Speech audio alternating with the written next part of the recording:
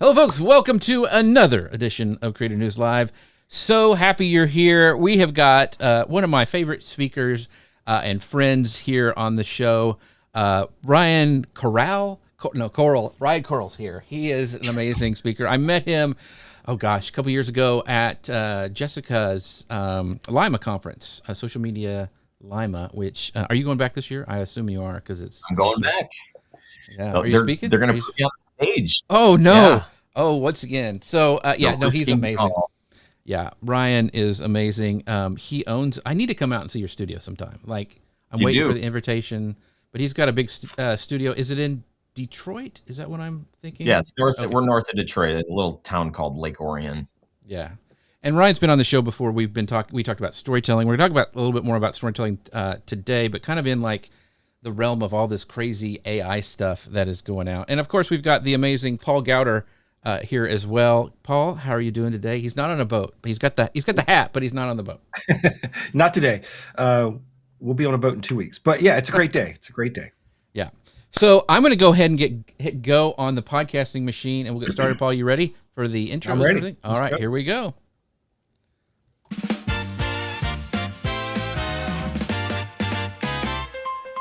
Hello, folks. Welcome to another edition of Creator News Live. I'm Jeff C., and you're not. And I'm Paul Gowder, and this is the show that keeps you up to date with what's happening in the world of the creator economy and so much more. You ever found yourself wondering how to create content that actually connects in a world flooded with AI? Are you trying to figure out how to use those new tools without losing what makes your voice unique? Or maybe you're looking for a better way to tell your story so it stands out and builds real trust. If any of that sounds familiar, you are in the right place. Yeah, so today we have Ryan Koral, a filmmaker, storyteller, and creative coach who spent years helping creators and businesses communicate with clarity and purpose. Today, Ryan will be sharing his perspective on storytelling in this crazy world of AI, what makes content feel genuinely human, and how to create videos that actually resonate. So sit back, clear your schedule, clear your mind to get ready for this week's episode of Creator News Live.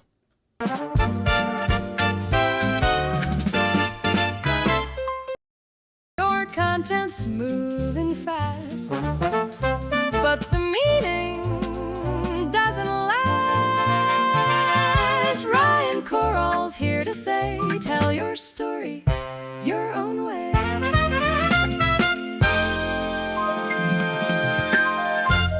There we go. Your very own things. What's wrong? You're kind of losing it over there. That is amazing.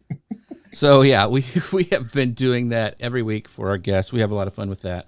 One of my favorite things. But another one of my favorite things, it allows us to bring in music like this, do all this cool camera switching that we're doing, bringing up lower thirds like this, is our friends over at Ecamm. You can find out more about Ecamm by going to ecamm.com/Jeff. You can use code Jeff15 to save 15% on your first purchase. Thank you to the amazing folks over at Ecamm for sponsoring the show. We've already got some of our amazing friends showing up today. We got the amazing Amy Keys saying happy Friday to you, Amy. But mostly Disney says he's driving and listening. Okay, that's a little dangerous, but thank you for doing that, Sean. And then the amazing Dustin Stout from Magi waving hi as he passes through all the AI stuff. And then Kira saying, happy Friday. Always love hearing the theme songs for each guest. Thank you, Kira, for putting up with my little goofiness. But we are going to dive right into the show today because Ryan has some great things. He's an amazing storyteller. I kind of teased at the beginning that he's an incredible speaker. He brings a lot of that storytelling into his speaking events, or his speaking gigs that he does. Like he's Jessica, he's going to be there. When is Lima? I don't even know. Do you know? June. We'll say June. Anyway, go to their site. They'll tell you what it is. But Ryan's amazing at that. So we're going to dive right in and talk right about this idea of, video or content with soul, because Ryan talks about this a lot. So you talk about creating video with soul. So Ryan, I want to know, in a world where AI can generate content instantly, what actually gives content its soul? Well, Jeff, I'm glad you asked. Yeah, I mean, it's no secret that we're in a trust recession. It's no secret that, at least my experience scrolling on Facebook Instagram, LinkedIn, when something feels not real, like the moment that I realize like, oh, this is not the real person, this is their AI avatar, or this is something, if it's not like entertaining and really funny, and then even if it is entertaining and really funny, it depends on what it is. If it's like, animals doing something ridiculous, I'm like, yeah, pass. Like, but if it's little babies on stage doing stand-up comedy, like I can't get enough of that stuff. So the thing that's so important, if you have a business and you're not showing up as your real true self, you're missing out on a massive opportunity, because I think the more and more AI stuff that we ingest, it all feels like mostly the same, right? And so it's mostly vanilla. It just doesn't feel like us. And I've been running an experiment. I started in January. I've stayed away from posting on Facebook and Instagram work-related stuff, and also like deeply, I don't want to say deeply vulnerable, but like pretty vulnerable stuff. Like I have plenty of friends and family where I share, like, even loose friends that when I'm in person, I'll go deep. I'm a loose friend. I'm a loose friend. I see. You pointed right at me when you said that. I was pointing. Okay. I'm just saying. Right.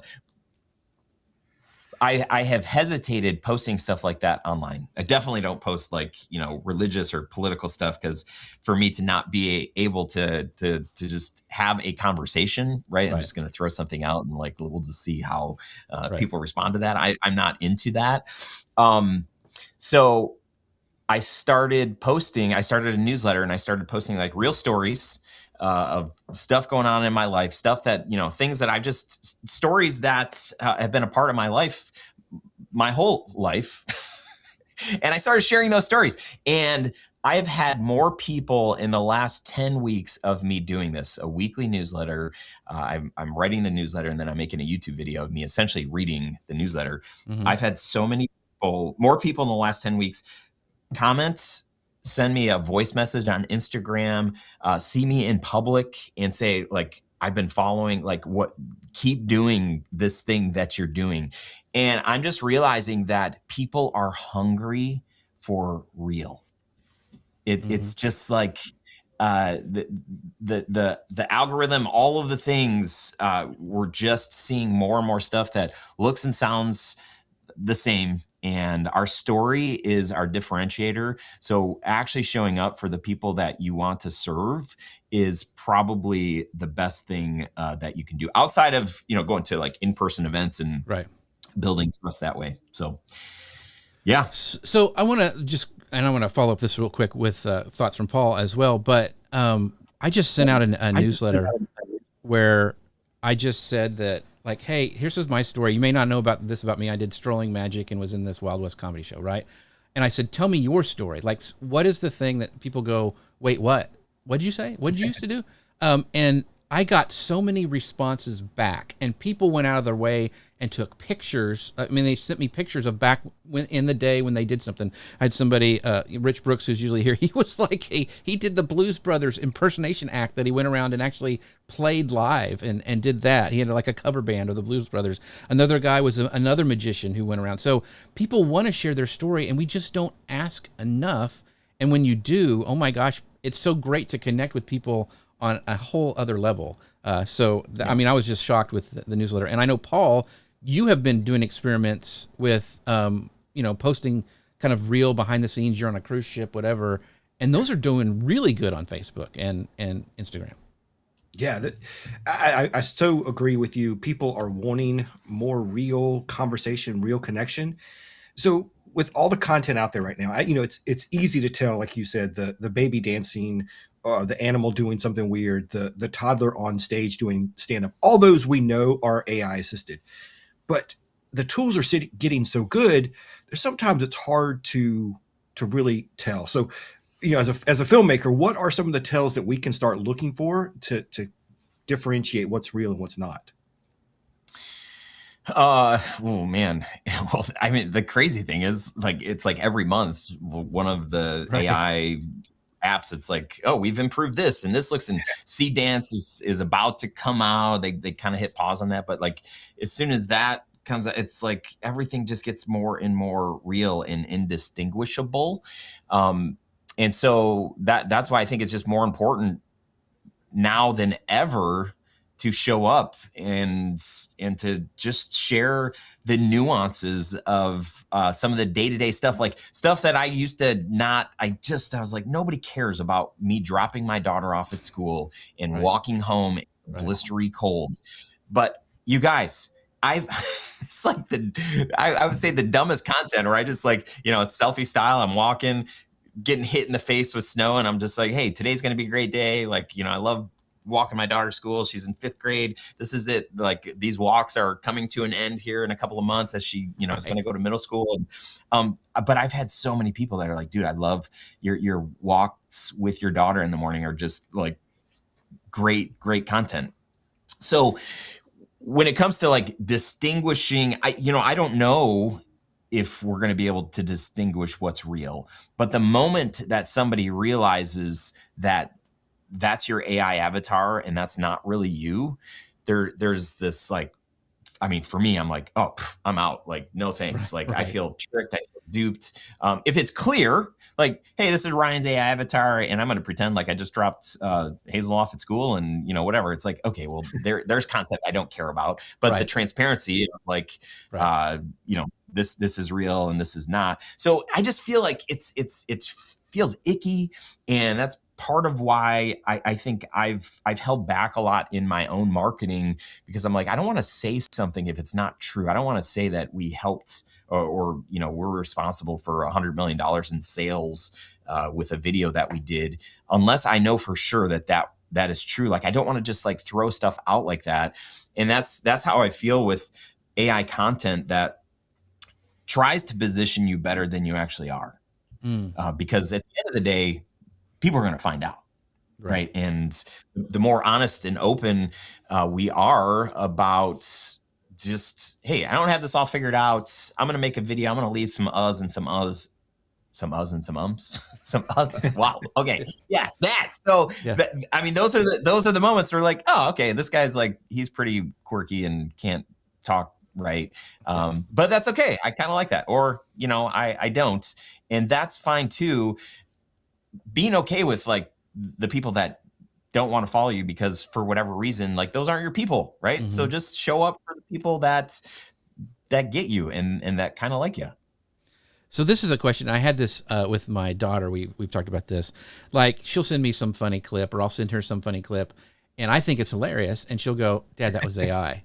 Now, is it not as funny after you find out that it was AI, or was it still funny? Like, that's some people are like, they feel like you said, betrayed, and like, oh, that was AI, that wasn't funny anymore, but it was funny at the beginning. So it's kind of this weird thing, at least with humor, I think. Now, if you're faking something like you have a jet or something and you really don't, that's dishonest. But Ryan, what do you think of like using AI as a tool in your toolbox? For example, I've always wanted to have my own theme song for my show since I was a little kid, like playing with the radio and recording myself on cassette tape. And now I can have one with AI, and I figured out a way to do it so I can do it quickly and put it that theme song we played for you at the beginning. Is that okay as long as I just disclose it, or is it okay to use those tools to enhance something you're doing? What are your thoughts, especially as video, because video is where it's moving the fastest, the quickest, in my opinion, that and images. What are your thoughts about that? Yeah, no, it's not okay. Don't do it. No, I mean, the technology is so fun. I mean, I've been vibe coding. I've created a few different apps. I've created a couple of different apps that people are paying money for. And I'm like, I was just like having some fun and realized like, oh, this could actually be something. So as much as it's sad for the creators who like those people, like that was the thing that they did. And now we don't need to like use them, right? Like I couldn't get a custom song. Like how much would it cost for a custom song? So we would go without it. But the fact that we can afford it and we can make it or we can remake it and try, like I'm all for that. I feel like it's a different form of expression, and I know, people are going to have like strong opinions about all that. I mean, my wife is a fine artist, and you can literally go on Midjourney or any of the apps and say, like, give me an abstract painting, and it's going to give you something that actually looks sweet, and it might actually like make your heart leap a little bit. And I don't think that that's wrong. It's just a lot different than what we've been used to for a long time. And you talk about trading videos with your daughter. I mean, we watch cartoons and that's all fake. And we watch, movies, and that stuff is actually not really happening, in most cases. So I don't know. I think it's just a different, we have to frame how we think about it differently, but I'm all for like having fun with playing with the tools. And then like some of the tools, like people are like, hey, we'll pay money to have you make that for us, even if it's with AI. So yeah, seal of approval ish. So really quick, Paul, before we get to your question, I wanted to, Dustin says, I feel the exact same way when you're talking about being true to your and disclosing. And he goes, I run an AI company. I feel like we should be friends. You and Ryan would get along, Dustin. You guys really would. And then Kira says, I love that. I think honesty, mistakes, and humanity in marketing ends up being more powerful in the long run. And Heather says, no, it's not as funny if it's AI. So there you go. See, people have strong opinions on this. And Dustin comes back and says, it's all about the expectation. If we come into knowing it's AI, it's fine. But if we come into assuming it's real and then realize it's AI, we feel tricked and don't like it. It's all about expectations. Yeah. And then Kira has a great question, Ryan. What would you tell artists about embracing AI in their processes without it replacing their process without their processes, right? I think that's how I say it. Yeah. Yeah. Yeah.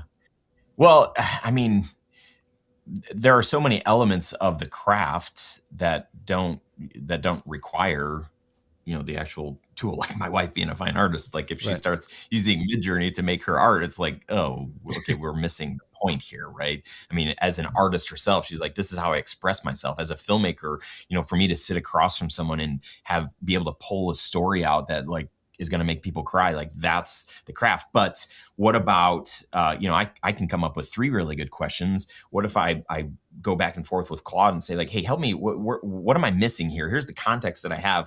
Is there another question that, I think I'm an amazing interviewer, and I don't feel like I need help with questions, but it's like being in a mastermind. As soon as you're with other people, like you look at the world like this, and to have somebody say like, hey, have you thought about this? Or have you thought about, and it's like, oh, I haven't thought about that, but actually let me take that because I can add my own little flair to it and we can build this other thing together. So I think there are a lot of different areas in running a business that should definitely be leveraged, where we should be leveraging AI to get our time back, to scale what we're doing.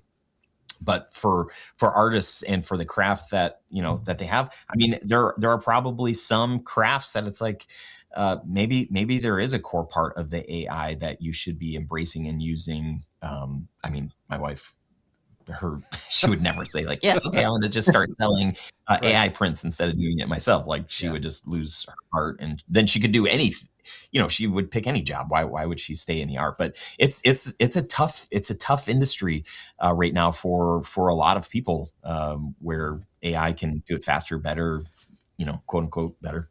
I think that the pendulum's going to swing the other way too, because I think people will be desiring your wife's art because they know it's real and made by a human, and that has some value to it. I want to really touch on real quick what you said about using it as a tool with your interviews.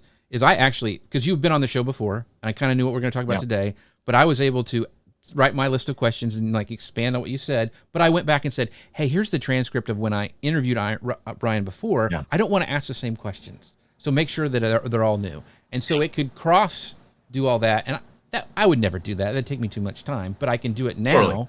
It's an amazing, and it makes me a better interviewer. Mm-hmm. Yeah. Now, you're talking about using it as a tool to help tell stories, and I think that's great. And we see a lot of faceless YouTube channels right now that have gone way too far in using AI. So for somebody out there who's using AI to write their scripts or 100% write their emails, what do we do to put human back in the process? Yeah, the thing that having my own show, I'm reaching 500 episode pretty soon. There's a lot of content, a lot of me, babbling on and on. So my AI tools have tons of context, tons of my uhs and my ums, right? Lots of my perspective. And so I use that as context as I'm building out whatever, if it's emails, if it's a new landing page, just anything like that. So your story, this is where your story becomes so important. If you don't have a regular show, or you don't already create content regularly, this is where you got to spend some time. This is where you got to spend time unpacking, what is your niche? Why is that your niche? Why do you care about this work? What's the work that lights you up? What's the stuff that makes you fall asleep? Answering these essential branding type questions that, if you're running a business, hopefully you've had some kind of a process, like you've gone through a process like that.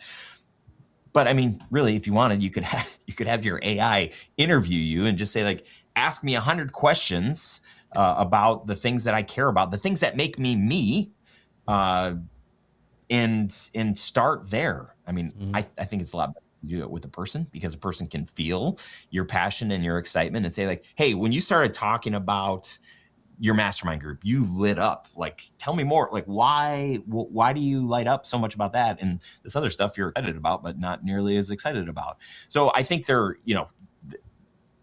in-person conversation, whatever, like that's probably the best. But to just start with answering a lot of questions about why you do the work that you do and why you care about it and who you do it for and all of that stuff, that's great context for whatever AI app that you use. Hopefully it's Claude. And then, as you give it more and more context, then it should be feeling more and more like you. And then also just not taking it at face value. Like, hey, help me write this newsletter about, blah, blah, blah, spits this thing out. And I won't name names here, but it's like, okay, cool. I don't have to do it. Great. Copy paste. We're done here. It's like, no. Like let's push back on that and say, like, I wouldn't say that. I use more contractions. I use the ... whatever that's called, instead of the end dash thing, and help it to learn your nuances and the things that, again, make you unique. If it's not coming across in your newsletter, I've got, I don't know. I have a client who does these newsletters, and I'm just like, it does not feel human at all. It just feels like you asked ChatGPT to make this thing for you, and it did, and it's mediocre at best. Right. The human element, video with soul, content with soul, like that's the thing that makes people feel like, oh, okay, like I can relate to this person. I feel like I can feel this. And that's why I'm so passionate about video, because outside of like us being together in person, video, I think is the best way for people to get a sense of like, what is this person really like? And why is Ryan excited about everything? Is he actually like that in person? It's like, he is. Yeah. For better or worse, he is. Yeah. I'll stop there. So I'm out of here. Bye, guys. You and I had talked a little bit before the show, and you thought about doing your own live show because, one, it gives you a ton of content like what we do here. And the other thing is like AI can't really do this. I can't really bring up, AI really can't bring up comments and go, hey, the difference is when AI is trying to trick people into thinking it's not AI. Like that's from Heather. And there's that connection between these people that I think live video is still amazing, and I highly suggest that you do it because I would watch your show. That would be a lot of fun. But Ryan, I want to get really practical about, as a video maker, and a lot of people are doing YouTube, or they want to do YouTube. And one of the real practical questions I have is, when it comes to like using it for B-roll, like before you were always trying to find those stock video libraries and trying to slam something in that kind of worked, maybe not, but it was something that you needed to cover something or have more engagement, or trying to film it all yourself. What are your thoughts about using AI, if it's done right, to use it for B-roll to help tell your story in like a YouTube type video? I think it's great.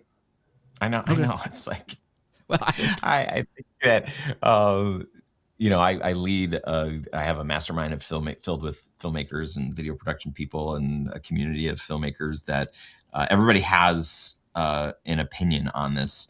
But again, I think it goes back to accessibility. And a couple of years ago, like you'd have to hire a filmmaker to come and, okay, follow me around. Let's get some lifestyle footage of me drinking coffee and pretending I'm on meetings, buy, sell, Yeah. So, can you do stuff? I sent a thumbnail to my family thread. So my wife, my 18-year-old son, 16, and 11-year-old daughter.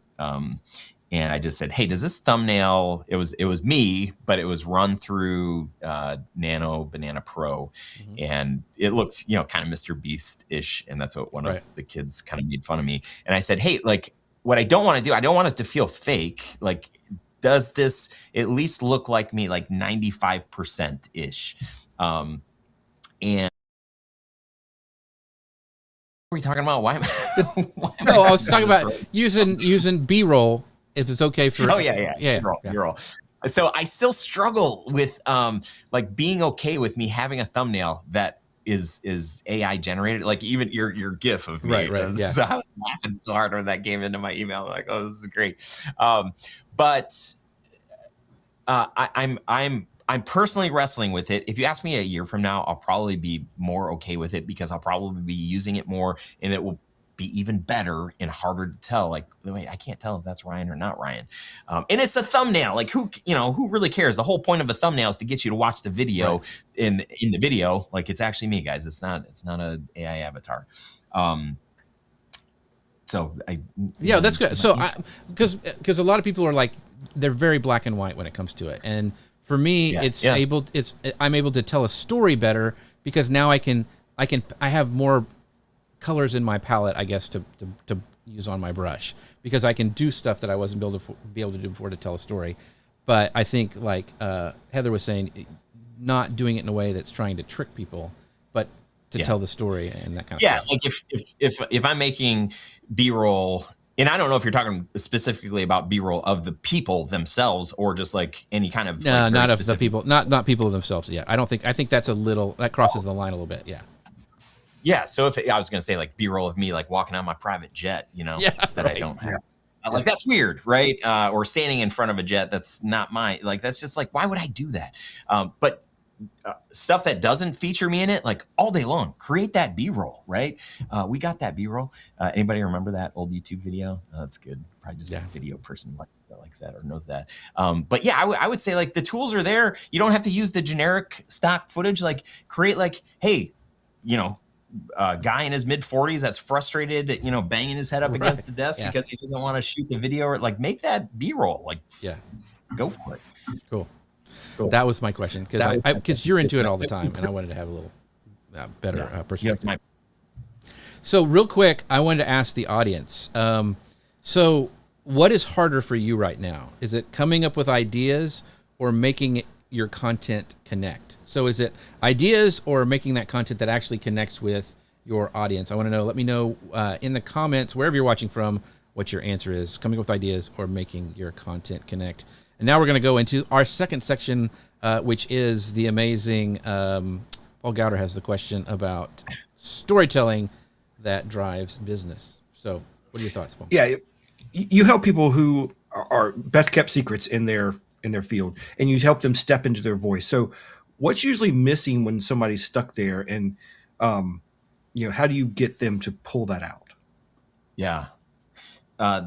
So I have a framework, guys. I got real fancy, and this framework is the same framework that I'm highlighting in my book that is currently being worked on and come out in September. Really excited about that.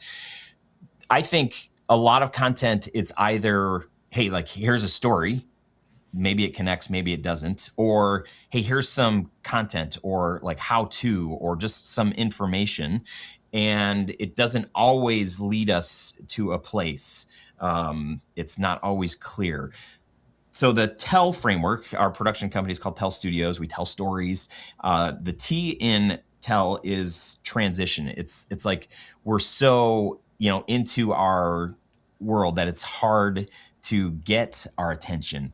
But if we can with a question, with something crazy going on in the background, a contrarian point of view, something that gets the right person leaning in to say like, okay, like, tell me more. I'm listening, right? Where are we going? So T is transition in the TELL framework.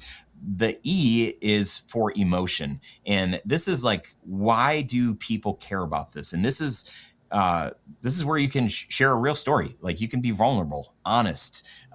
Stories are the things that help people remember your framework, that help people remember the whole point of the video that you're creating, a time that you won or a time that you lost or something that you experienced in your own life. So creating an opportunity to connect emotionally. You want to touch people's heart in some way to get them saying like, okay, I can relate to this. I haven't experienced that, but like, I can relate to this guy, this story. The first L is leverage. And this is the data. This is like, what's social proof? Like, how can you back this up? Like, why should I believe this? And the final L is lead. This is lead somebody somewhere, right? What is the call to action? In every video, start with the end in mind and think, what do I want people thinking, doing, believing as a result of watching this video? Maybe it's just like, hey, if you like this kind of content, follow me for more. Or I'm doing a free workshop. Here's the website. Or, some of our clients, it's like, hey, call this phone number, scan this QR code. Or I just want you to think about people differently as a result of, this share that I have. So when you can use all four of those components in a video, especially if you can have the emotion part and the leverage part, if you can connect both the heart and the head, it's a winning combination. You're getting people that like feel it, and then also for the people that need a little bit of proof or reason why, you're winning on all accounts, in my perspective. So, and this is a random question. I'm thinking about you on set, telling, working with a client, and you're trying to get their story out of them, maybe using that framework. What is something like if you're filming and it's just not coming through, like you're going like it just doesn't feel authentic, or that's not you? How do you get them out of that shift to really start telling their story? I usually like flip a table and I'm like, what are you doing? Like, this isn't working. That's where I start. That's the transition. It really gets them being like, wait, what just happened? Yeah. Man, I don't know if you'd be surprised or not, but we work with some very big brands and organizations. And so sometimes I'll be sitting across from a C-suite person. Sometimes it's the CEO, and they've got the corporate speak down, right? They're going to circle back with me later on in the conversation and hope this email finds me well. They're just going to, they know the thing that they've said 1,000 times before, and that's where they start. So two tricks that I have. One is, let's say we're in person, we're at the studio, or we're at their office or whatever. We'll be set up before they sit down. We'll hit record as they sit down, and I'm just sitting across from, I'll shake their hand, whatever, and they sit down, and I'll say something like, hey, before we get started, like, just tell me, like, just give me kind of like, why do you get up every morning? Like, why do you care about this work? So everything that I'm trying to do is disarm them. Like, I'm a goofball. Like, I'm just here. I'm not trying to be overly corporate or trying to fit into some kind of a mold that maybe they're used to. I'm just really curious. Like, tell me, like, why do you do this work? And that if they don't think that the camera's rolling, obviously they've got, a big softbox in their face. But if they don't think that the camera's rolling and that it's time for them to do the soundbite, then they're going to give me a human response. And other times we're in the middle of the interview, and they're giving me the corporate response. And then I'll tell them, I'm like, okay, I mean, it sounds like you probably have been asked that a whole bunch of times. But why? Why is that? Like, why do you care about that? Or like, why do you think that? So I just try to, like, it's like asking the same question again, but like, just like, forget all the corporate speak you just spoke, and just talk to me like we're having coffee together. And I really just want to get to know you. Like, I don't need like all the jargon or whatever. So, I mean, that's really my strategy when, especially with somebody who's like super corporate. But in the world of, guys and gals like you and me, where we are probably a lot more relatable than a person who runs a multi-billion-dollar company. So that comes a lot more naturally to us. But for those that came from a corporate world, it's hard to get to that spot of like, I don't have to say, hello, thank you for watching my video, and make sure to like and subscribe my robot channel, because I don't have to talk like, it's like, no, just like be you. Like if we're in a conversation, how do you act? And like, do you know what to do with your hands? And it's okay if you don't, like, that's fine. Say something about that. Like, I don't know what to do with my hands. Anyway, making this awkward video, and here we go. Yeah, that's great advice. What I used to do is you could turn off the tally light, that red light that would come on when the record button would come on in the camera, and I would turn that off, and I would just start talking to them like you said, and they would say, "Well, when are we going to start the interview?" And I'm like, "Oh, we've been doing it."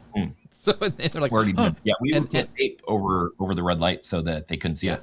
Yeah, that's a nice little trick. Really quick, I want to bring up some other comments from our amazing audience watching today. Kira says, when I was in the tech space, we'd hear leadership say, we'll double click into that in every meeting. That's hilarious. Yeah. And Rich, when we asked the question, like, what is it? What do you struggle with, content or connection? And he says it's coming up with ideas for topics. So I know this is a problem for a lot of people. So Ryan, I want you to talk about a little bit, like, a lot of creators think they need to make more content. Like, oh my gosh, I got to put a podcast out each week. I got to put a YouTube content out every week. Based on what you're seeing now, what do you think creators actually need to do instead to tell their story? Instead of just putting, getting on that hamster wheel of just, I got to put out 10 reels, I got to do this and this and this, and I can't do it all, and so I'm a big failure. What do you tell people what they actually need to do instead? What if I was like, you are a failure. You can't cut it. You can't handle the truth. You quit. Wow. Yeah. Story is the strategy. Period. You have a story, and there are some people that are like, oh, my story's not, I look at other people in the industry. I really like that person. I love their setup, and they're just, every time they make a video, it's so good. It's clear the way that they talk and communicate. They've always got 3 points. They've got a Venn diagram for this and a process for that and a framework for this. And I'll never, or maybe not for a long time, be able to do that. And so then we believe that, and then we don't show up for the people that we can serve, the people that we can really help. And that's really too bad. It's really too bad for those people, because you definitely, you're at the place where you're at in your life and in your work because people believe that it's worth it. And video is that thing that allows you to get more opportunities if you believe that.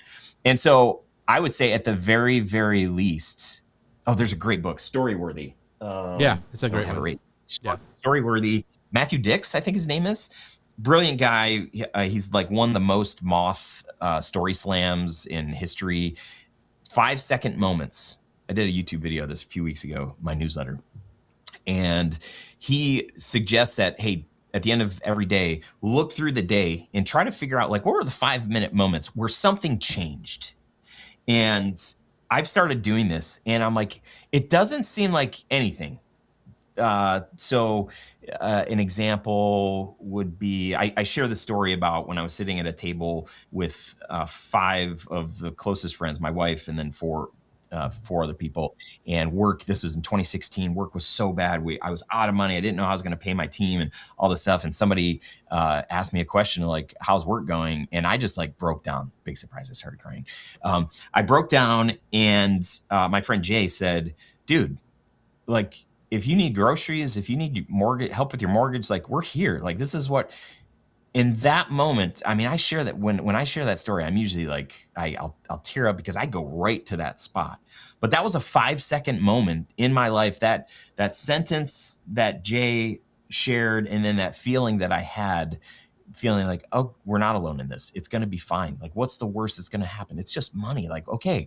So that 5-second moment has become such an integral part of my big picture story. And there are things every single day that if we just think through, and then there are the 5-second stories over the course of a week or a month or a year, it's like, wow, like I've got a few in here that somebody might relate with and connect with. So yes, you can plug into any of these tools and say, give me 5 content ideas. I'm a video production agency owner. I want to connect more with companies that are running on EOS, or I want to connect more with people that are in the coaching space. So what are the 5 videos that I should create? Bam, bam, bam, bam. Okay, cool. I've got these. I can do these. Is my heart into those? Is it connected? I don't know. But if there's a way to tie a story, right? We go back to the emotion in the framework. If you can make that personal and make that personal connection, then whatever that topic is or that thing that you're trying to teach just becomes more real, and it becomes more you. It's your flavor. It's your take on it. So I think that being intentional about looking through the stories, the things that just seem like these are like the everyday thing, like me walking my daughter to school. I do that every single day. Do people know that like my heart kind of breaks that we've got like 2.5 months left of school, and her holding my hand as we walk down this little path where there's like dog poop that people don't pick up, that I'm going to miss those walks so much. As I've started like sharing that with people, it's like, oh, Ryan, like embrace those moments, man. Like that is a treasure. People say I'm a great dad. Like they don't actually know if I'm a great dad or not, like whatever. But they feel a part of this journey. And I think that's the gift that we give to people when we share little 5-second moments like that, is we invite them into our stories, and that builds trust. And we know in the world of marketing, people need to know you, like you, and trust you in order for them to want to work with you. And that's what I'm experiencing over just even the past few weeks. I'm an open book, right? If we're hanging out, I'm sharing deep stories. I might tear up because I'm so passionate about whatever the thing is. But doing that online, I just can't believe how far I've come. Stepping in front of the camera instead of just being behind it. It's I think I'm building trust, and people are thinking like, okay, this is a guy who's here. I feel his heart. I hear it. I hear his passion. All that stuff. So Yeah, I'm a little excited. Yeah. That's awesome. So as you're developing these stories and telling the story of your daughter, how do you separate what's a story that drives engagement, drives attention, to one that actually drives business results? Is it how you frame it, or are there certain stories that you need to tell for different situations? Paul, coming in hot, man. Jeez. Here's what I've been doing in my newsletter. My newsletter is like 90% real life story. That's like, it might be something that happened at work. What I'm working on today, it's like I made cookies for my neighbor, the building that's next to ours. This neighbor is not a friendly neighbor. So this story is like a straight up like, hey, I made some cookies for this neighbor, and oh my gosh, all of a sudden they were really nice to us. I got plenty of like walking my daughter to school stories, or sharing, with my friends stories. And there's always, thinking about it, there's always a tie-in, or there can be a tie-in to work, or it's really just about building trust. So I've been sharing content that is like straight up story, and then I'll share a video. Like I'm going to post later today, hey, I'm doing this workshop next week. It's going to be live. Come hang out. I might do another version of that where I share how important it is, and how important it has been in us using social proof to get more client work. So I might share that story. And then the call to action there is, so if this is you and you feel like you need more testimonials, more social proof of people saying like, yes, you should work with this guy, then come to this workshop. So I think it's just a matter of like, how much content are you creating? If you're just going to create like one piece this week, I'm going to highly suggest that you grab a story that people can relate with, and then somehow tie that into the thing that you're trying to say. Here's how I'm trying to show up or add value. If you're creating a lot of content, 3-5 pieces a week or something, or maybe just a couple of pieces, I would say like my suggestion would be like, I think you can split those up. So if you want to really just create the story driven piece, people are going to remember that one the most. So make sure that your call to action is like leading them closer to the place that you want them to land. So Agree, disagree?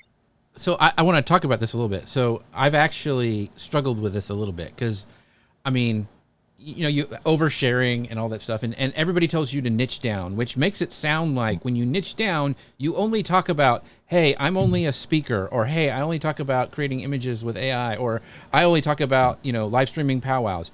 And so doing that other stuff it feels like you're going outside of your niche or whatever. So I want to talk a little bit about like.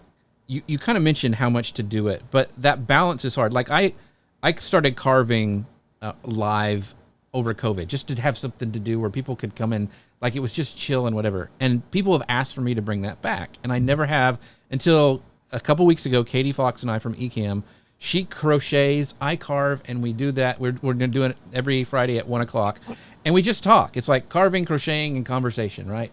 And people have loved it. But I hesitated so long to do that because it felt like, oh, I'm wasting time. It's going to dilute my brand. It's going to hurt my personal branding, all those things.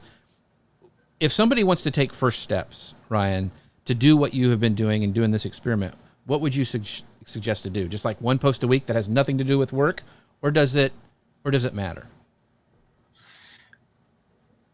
Well, I think my experiment is working, and here's what I'm doing. I've got our production agency, Tell Studios. Like I've been doing that for 20 years. 10 years ago, I started working with video production business owners, started Mastermind digital courses and whatever. That's where I started my podcast. And so I've got these two, I've got my feet in kind of both of these areas. And then I'm like, man, I would love to work with more business owners. I would love to be telling more stories and just helping them grow and share their message, because I believe that those things are the things that change the world. And that's the stuff that really gets me excited. So how can I do that more? And as I was brainstorming through that, I'm like, do I start another channel? Do I start another business? Like having two, it's like annoying that I have that many businesses. But the Ryan Koral brand, where I just said, okay, I'm gonna land here in all this is going to be, it's going to be me posting. I'm going to have a web page that's going to say like, here are the different places that you can connect with me. If you want to hire me for production work, go there. If you want me to do a workshop with you, go here. If you're a video person, like go here. But once I had that page done, I was like, okay, like what am I doing to drive people to this page? And I was challenged to write a newsletter. And so I started writing these personal stories and having so much fun, feeling like I feel like I'm on recess, and like it was just like, I'm just gonna write and talk about stuff that I like, and if it ties into business, cool, and if it doesn't, whatever. The whole thing is that if I could build a trust engine, and people come here, the right people that are like, oh shoot, Ryan, you keep popping up, and I think you do like video production. We need a video for our. Can we have a conversation? How does this work? So that's where my focus has been, creating one newsletter per week, recording a video of me reading the newsletter. And I'm using Prompt Smart teleprompter app, and I have a teleprompter set up. So like I'm looking at you guys right now, but I actually see me and you guys right now on my screen in front of me. And so I just pull up my newsletter right here, and Prompt Smart, the app, it's not like regular teleprompters where it just goes, you pick a speed and it just goes and you have to like stay talking fast or whatever, or talking way too slow. When you pause, the teleprompter stops. And when you pick back up, then it continues. So me reading my newsletter, I'm able to like add more Ryan nuances, right? I might go off script for 30 seconds and just share like a mini story from this bigger story. So I've had people ask me, they're like, hey, do you start with your video first and then you write your newsletter from your video, or vice versa? And I'm like, why would you? No, I'm writing the newsletter. I'm like, you actually think that it doesn't sound like I'm reading the thing? I'm trying to make it seem like more, because I'm like, how boring would it be if I'm just reading this? But that's it. I'm creating the newsletter, recording the video, and then I'm actually uploading that to Riverside. And then Riverside has magic edits, magic clips, they call them. And it's pulling 5 different clips from my 7 or 10 minute long YouTube video, and I'm usually pulling like one of those. I'm like, this is good enough. So I've really lowered the bar, at least for my personal brand, to say I'm not striving for perfection here. And because what I'm trying to do is give people the freedom to say like, okay, Ryan really cares about video. He wants his stuff to look good and to sound good. And while that's true, I'm also saying it's probably more important for me to take my phone outside and to record a selfie video of me walking and talking, where people are like, oh, okay, like, so everything doesn't have to look and sound so good, because obviously I look and sound so good right here. Yeah. So that timing, it's taking me the video that I'm editing, super quick edit, right? I'm cutting the front end and the back end, and I may say a sentence twice because I totally jacked it up, and it's going to be like really awkward to leave that in there. But I'm leaving plenty of awkward things in there, again, to give people that permission. So editing the video is taking me 10 minutes, maybe not. It's not even taking me 15 minutes. I'm watching it at 2x, and then uploading it to Riverside, grabbing that clip, and then plugging my whole transcript into Claude to say, okay, give me the context for if I'm going to post this this short clip, give me the text to put on that. And all in all, it's probably taking me, with planning and writing, that's the longest part. That's probably an hour and a half of actually writing that. But like I said, doing this over the last 10 weeks, I didn't release a video last week, and I was like, you know what? It's okay. Like, I've done a video every other week. We had stuff going on. I just can't do it. But I did get the newsletter out at the end of the weekend.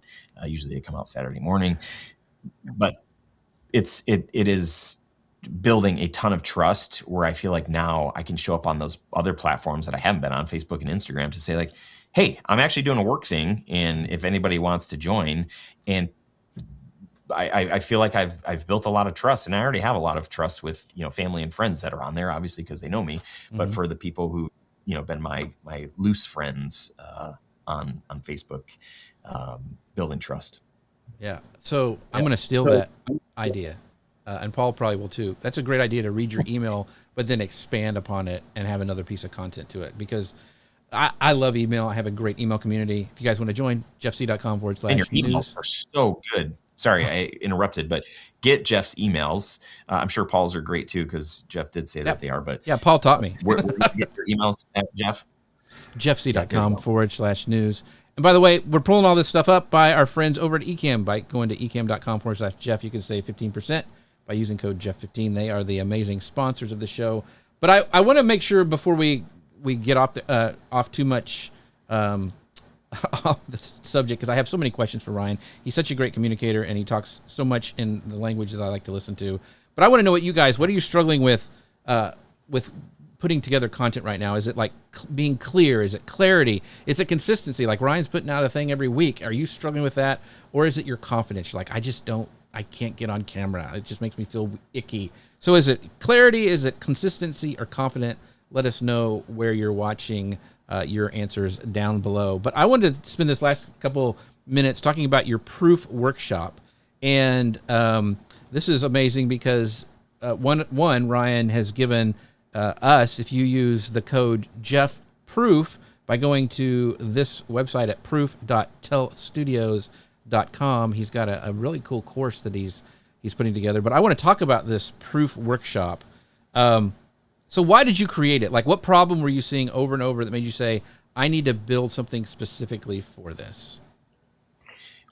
Since day one of doing video, people are like, hey, I need case studies, I need testimonials. So if you can interview these people, they've got a great story about how I've helped them. So I've been doing that work since day one. Raise your hand if you run a business or community or anything like that, and you could use more social proof. That's probably everybody. And it's like proof that works. Like the stuff where people say, oh, Ryan and his team did a great job. They were nice to work with. They were fun. He's so handsome and charming. I mean, look at those weird glasses. That's not the stuff that gets people to buy, right? And I can believe in something all I want and say that, hey, this workshop's going to be amazing. It's going to be live. It's next week. Go to it. But if I've got somebody else that's talking about how this workshop changed the way that they sell, yes, how it changed their life, then that's going to be an easier buy than right. It's like anything. You're going to read reviews. The person selling you the car, of course, they're going to tell you all the best things about it. It's like, okay, but actually, I want to talk to the people that are driving this thing, that bought this thing. What was your process? What was your experience like? All of that stuff. So we've got it's a 5 sort of a 5 question framework that I'm going to take people through. And this is the same framework that we use when we are grabbing testimonials that move the needle. So if you have clients that are happy clients and that, most of your clients would like to talk about you, but they don't have, you're not constantly on their mind. So reaching out to some of these people and saying like, hey, would you give me 10 minutes of your time? I would love to just hear more about what went well, what didn't with us working together. And taking people through this proof framework will give you the sound bites that you need that will get other people saying like, oh, okay, I'm more interested in buying this product or service. So yeah, to not have to sell, right? To get other people, your biggest fans doing it for you. I mean, why wouldn't you want that? Exactly. Yeah. So for somebody like me that I haven't been collecting enough or at all testimonials. So if at the end of this, what's my takeaway? How am I going to be different? What am I going to get if I go through this workshop? Yeah. So an actual plan. Here's how to do this. And I'm going to push really hard. Like, okay, you just spent this money on this workshop. We just spent an hour and a half together. Most people are just going to go back to their normal day-to-day. Carve out 20 minutes on your calendar. Carve out 3 different times, 20 minutes for the next 3 weeks, where you're going to reach out to some people, you're going to hop on calls with some people, and then you're going to do the follow-up work. So you're going to have the plan, and you're going to get some loving challenge to say like, okay, now do the thing, because that's what's going to move the needle is when you actually do the thing. So you'll get the framework and all of the positioning that you need, email templates that get people to say yes, just everything. You're going to get everything. And when is this workshop? I'm doing it live on Wednesday. Was that March 25th? I'm on the spot. 1 p.m. Eastern. Yeah, that sound right? All the information is there. And then if you're watching this after that happens, I'm sure we'll have an evergreen version of this. So hit up that evergreen version. It's not going to be as fun as the live, but it'll be there. I mean, come on. Yeah, look at you now. I mean, you're all over. It's amazing. So, and use the code JeffProof to let Ryan know that you watched this show, but also you can save, I think it was like 50%, and it's not that expensive either. So proof.tellstudios.com. If you're listening, proof.tellstudios.com, and the promo code is JeffProof, all caps. So very cool. Now, Ryan, you've teased a bunch of things about well, you got this course, this live kind of cohort, but then also you have a YouTube channel, a podcast, Tell Studios. Tell people where they can find you, all the stuff like your YouTube channel. The floor is yours. Yes, thank you. RyanKoral.com. It's Koral, so the letter K, KORAL.com. That's where you can find all the things, Tell Studios, Studio Sherpas, the podcast, the YouTube channel. Most of my handles are at Ryan Koral. I don't know what I did, but I messed up the YouTube one. So don't go to Ryan Koral or youtube.com/@Ryan Koral. It's at real Ryan Koral. It's kind of annoying, but I'm trying to fix that. But if you just go to RyanKoral.com, you can get all the things there. I'm consistently doing live workshops. I run a mastermind. I'm actually working on filling my next mastermind. I do in-person events at our studio. So if you're passionate about the work that you do, you really believe in the mission. I always tell people your mission is more important than your mug. All of the insecurities that you have about what you look like, what you sound like, or whatever are not as important as the mission and the people that you are here to serve. So get the heck out of your own way, start showing up. And if that messaging resonates with you, then maybe we should hang out. So go to RyanKoral.com and let's hang out. And if you ever have a chance to hang out with Ryan Koral, you really should. He's an amazing guy. But who else is amazing is the amazing Paul Gowder, who luckily enough is not on a ship right now. He's with us live. So Paul, where can people find out about you? Yeah, course, paulgowder.com, powells.com. If you are looking to create more content, I do have paulgowder.com/Facebook challenge, where I'm helping people create more content for Facebook, and I take you through prompts to create 26 pieces of content in 10 days. Alrighty, folks. Thank you so much for being on the show, to watching the show today. We got some amazing people in the comments. We've got Kira, who is awesome. Rich, who always shows up. Thank you guys so much for your short. Rich Watts showed up here at the end. Thank you guys. We wouldn't be able to do the show without you. Heather, Dustin, Zach Brown, all of you folks. Thank you so much. And with that, we'll see you guys next time. Bye, everybody.